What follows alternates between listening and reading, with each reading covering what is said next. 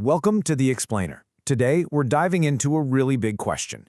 Is your phone actually hijacking your brain?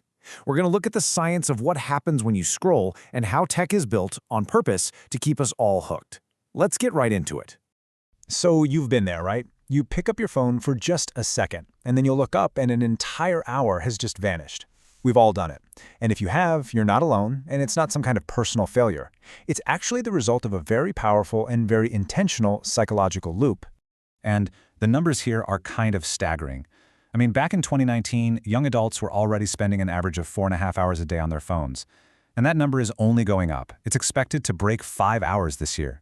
Why? Well, in part because for a lot of us, this screen time isn't just a habit anymore. It's become something else entirely. In fact, this behavior is so common now that scientists have actually created specific tools to measure it and to understand it. This goes way beyond just a bad habit. We're talking about a recognized pattern of behavior with some very predictable symptoms. A really big moment in understanding all this came back in 2013 with this study right here. It developed the first ever smartphone addiction scale, or SAS. And this wasn't just some random online quiz, This was a real, scientifically validated tool designed to actually diagnose the signs of problematic smartphone use. So what did they find?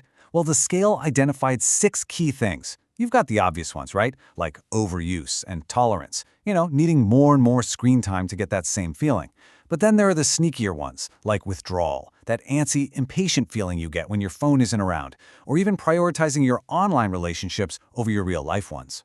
So why does this even happen? I mean, why is it so incredibly hard to just stop scrolling? The answer isn't really in the phone itself. It's actually deep inside our brain's ancient reward system. Okay, so this is where it gets really interesting, because we have to bust a huge myth. We all hear the word dopamine and we immediately think pleasure. But what neuroscience actually shows us is that it's the anticipation chemical. It's the thrill of maybe seeing a funny video or maybe getting a new message that keeps you scrolling. It's the chase, not the reward itself. And this constant chase for the next little reward, well, it creates a really dangerous trap. Your brain gets so used to these nonstop, high-intensity hits of dopamine that its whole baseline shifts.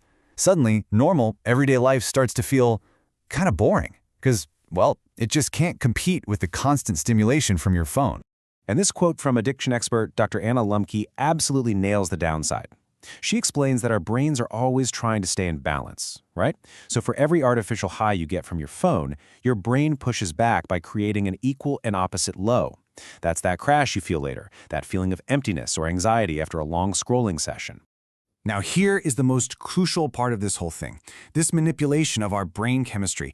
It's not an accident. It's a feature, not a bug. These apps and platforms are specifically engineered to tap into these exact brain pathways. And you don't have to take my word for it. You have former tech insiders, guys like Tristan Harris, who is a design ethicist at Google, coming out and saying it flat out. These apps are built using the exact same psychological principles that make slot machines in a casino so addictive. It's all about the unpredictable nature of the reward. I mean, the infinite scroll is the perfect example. It's genius in a devious way. It exploits this little psychological quirk we all have called unit bias. It's our brain's natural desire to finish a task, like finishing a chapter in a book or a plate of food. But with an infinite scroll, there's no end. There's no bottom of the page to tell you to stop. So you just keep going. And this table just breaks it down perfectly.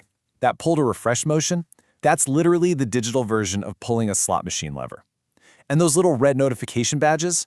Red is the most physiologically arousing color for our brains. It creates a sense of urgency that's almost impossible to ignore. It is all meticulously designed to capture and hold on to your attention. Okay, so I know this can all sound a little bleak, but here's the good news. Just understanding how all these systems work is the first, most powerful step to taking back control. This isn't about getting rid of technology. It's about learning how to use it on your own terms. And what we can do about it really boils down to this simple 3-step framework. The whole idea is to consciously reduce all that stimulation, create some really clear boundaries for when and how you use your tech, and then find healthier, real-world things to do instead. And one of the most powerful and frankly easiest tricks is what's called the grayscale hack. By just switching your phone to black and white, you strip away all those bright, stimulating colors. You basically make the entire experience less rewarding for your brain. All those vibrant app icons just lose their magic, and it becomes so much easier to put the phone down. And we know it works. One study found that when people switched their phones to grayscale, it reduced their total screen time by an average of 20 minutes every single day. Now that might not sound like a huge number, but think about it. That's over 2 hours a week you just got back just from changing one little setting on your phone. And beyond grayscale, there are so many other powerful things you can do. Turning off all non-essential notifications, seriously, that alone is a total game changer. Make a rule, no phone in the bedroom. And you can even schedule tech-free time, replacing that urge to scroll with something that actually restores you, like a quick walk outside or just 5 minutes of stretching. So, at the end of the day, it all comes down to this one question.